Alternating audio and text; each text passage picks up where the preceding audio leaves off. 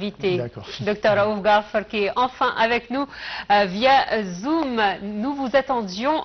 Dr Raouf Ghafar, je rappelle que vous êtes professeur d'économie politique. Bonjour. Dr Raouf, est-ce que vous êtes avec nous? Alors, je ne vous entends pas malheureusement si vous nous entendez. Allô, Oui. je vous entends bien maintenant. Eureka, vous êtes bien avec nous. Alors justement, on est en train de chauffer un petit peu l'ambiance sur le plateau, Achraf et moi, pour parler de cette économie égyptienne qui marque une croissance importante. Nous étions justement en train de dire que malgré les défis que nous avons surmontés durant cette dernière décennie, l'Égypte, grâce à un plan ambitieux, étudié d'un point de vue économique, nous avons frôlé la catastrophe et nous nous plaçons quand même dans un classement correct par rapport à nos pays voisins. Absolument, pas à comparer. Nous avons la paix, la sécurité, ceux qui sont deux pilars très importants pour le développement. Nous nous avons préparé sur le plan infrastructure pour attirer et monter les investissements et les investisseurs. Et nous avons réussi à faire ça. Malgré, comme vous l'avez dit, quelques difficultés, mais l'économie en général reprend et nous avons maintenant réalisé des pourcentages très raisonnables et nous espérons augmenter ces pourcentages avec un peu plus de production, un peu plus d'export. Mais en général, malgré les défis, comme vous l'avez bien dit, nous sommes sur la bonne voie. Docteur Raouf Ghafar, bonjour. Alors, l'Égypte a fait des partenariats avec beaucoup de blocs économiques, avec beaucoup de pays, c'est-à-dire avec les pays du Golfe, avec les Européens, et actuellement c'est avec un grand pays comme la Chine et un autre grand pays comme l'Inde. Quelle est l'importance vraiment de faire ces partenariats avec soit ces blocs, soit ces grands pays?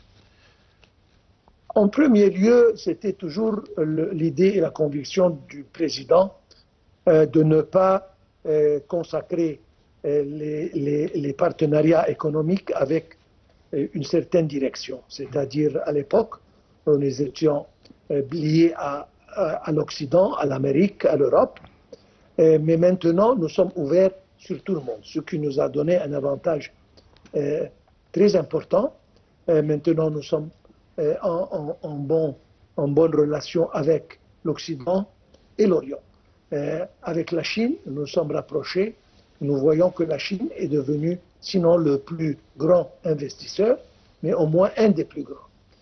Avec les pays arabes, le Golfe, etc., nous témoignons maintenant leur intervention dans des projets de tourisme et de logement, etc., et la Chine, par l'entremise de la zone économique du canal de Suez et d'autres projets, elle représente un partenariat très important et très efficace pour l'économie égyptienne. Donc, ça, c'est une chose qu'on doit mentionner et espérons, comme je viens de dire, d'ailleurs c'est le FMI qui dit ça, le gouvernement doit donner une poussée au secteur privé, doit lui donner ce qu'il déserve sur le plan pourcentage dans le développement. Et je suis certain que si ça arrive, la figure le chiffre de 4,6 ou 4 va augmenter et peut-être, espérons bien que ça va doubler. Alors, le secteur de l'énergie est devenu un axe stratégique. L'Égypte est devenue exportatrice de gaz naturel et un acteur clé en Méditerranée orientale. Est-ce un levier durable pour les finances publiques?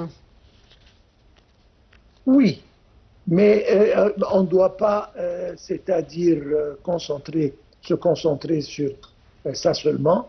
Le prix des carburants est très volatile. Et d'autre part, il y a une transformation maintenant vers le verre, vers l'électricité, donc il y aura une demande qui diminue. Mais il y a d'autres, nous avons beaucoup d'autres atouts. Nous avons le tourisme, par exemple, qui a augmenté considérablement, alhamdoulilah. Nous avons reçu 15 millions et plus de touristes l'année passée. Espérons que ces chiffres augmentent, surtout que nous avons tout ce qu'il faut comme infrastructure pour recevoir un nombre près du double de ce nombre et encore plus. Donc ça c'est un atout. Les transferts des expats égyptiens qui travaillent ailleurs a augmenté encore considérablement, ce qui veut dire qu'ils ont confiance de plus en plus en leur pays et en leur monnaie. Donc, encore une fois, ça c'est un grand atout. Avec tous les projets qu'on a fait, avec les partenariats que vous avez mentionnés, ça va devenir de mieux en mieux. Je répète toujours, on doit répatrier les industries. Nous avons commencé par l'automotive maintenant, et je pense que nous pouvons augmenter et diversifier les industries. Et à mon opinion, nous avons un marché africain excellent, nous avons un marché du Moyen-Orient excellent, donc on doit se concentrer sur l'industrie un tout petit peu, sur l'augmentation de notre production industrielle qui vise à l'exportation. D'ailleurs, nous étions les pionniers, par exemple, dans l'industrie de filature et tissage.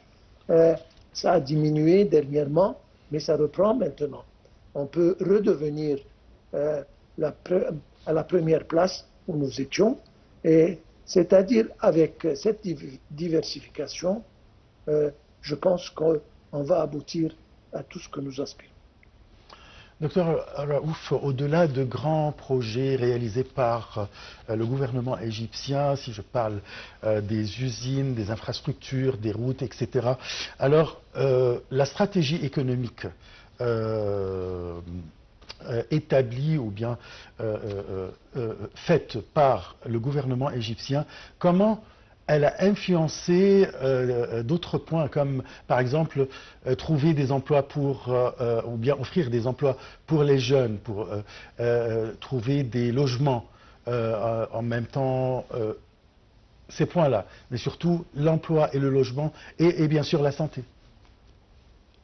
Bon, santé, c'était toujours, encore une fois, le président de l'administration, il pense toujours aux citoyens égyptiens.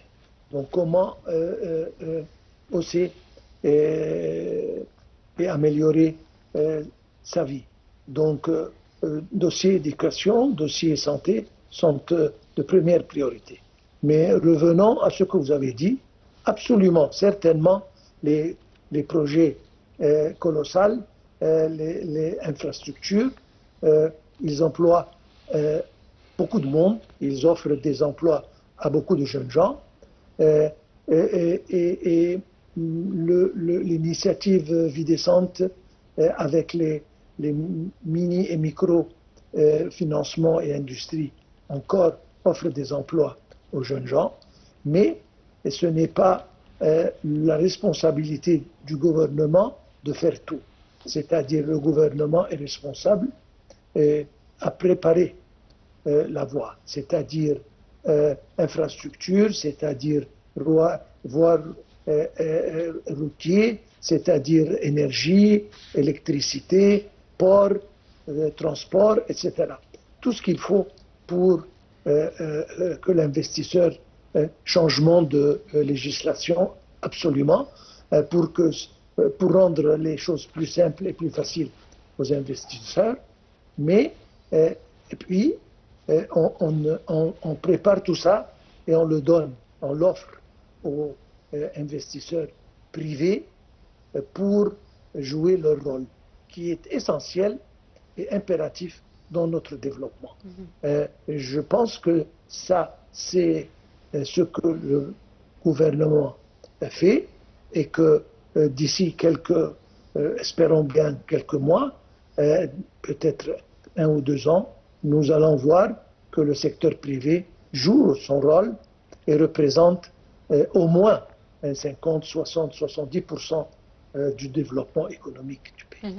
Alors, le gouvernement a également investi dans la souveraineté alimentaire grâce à des projets tels que 1,5 million de fédans. Est-ce qu'on peut dire que cela a commencé à porter ses fruits, notamment en période de crise alimentaire mondiale? Absolument. Après l'expérience que nous avons témoignée et les chaînes d'approvisionnement, surtout nourriture, comme conséquence de la guerre entre la Russie et l'Ukraine, nous devons dépendre sur soi-même, surtout dans notre nourriture. Avec tous ces terrains qui sont bonifiés, avec l'augmentation de la surface agricole égyptienne, visant à aboutir à la autosatisfaisance, surtout, je répète, les produits alimentaires qui servent pour nourriture. Je parle de blé, je parle de huile, je parle de sucre, etc., etc. Nous sommes sur le point, dans quelques-unes, d'aboutir ou d'arriver à l'autosatisfaisance, mais c'est un espoir, c'est un rêve. Si jamais on essaye et on le réalise, nous allons dépendre sur nous-mêmes et nous allons faire face aux défis, si jamais ils se présentent, avec beaucoup plus disons, de force. Et ça ne va pas nous affecter d'une manière sérieuse. Je pense que ça, c'est très bien conçu par le gouvernement et c'est une des choses qui est essentielle pour notre chère Égypte. En plus, certainement, l'augmentation de la superficie agricole nous permet d'augmenter notre production sur le plan légumes, sur le plan fruits, qui vont servir à augmenter notre exportation, certainement. Je vous remercie beaucoup, Dr Raouf Ghafar. Je rappelle que vous êtes expert en économie, pour toutes ces explications concernant la stratégie économique du gouvernement égyptien et les fruits qu'on a tirés de cette stratégie. Alors, on vous laisse avec une petite pause.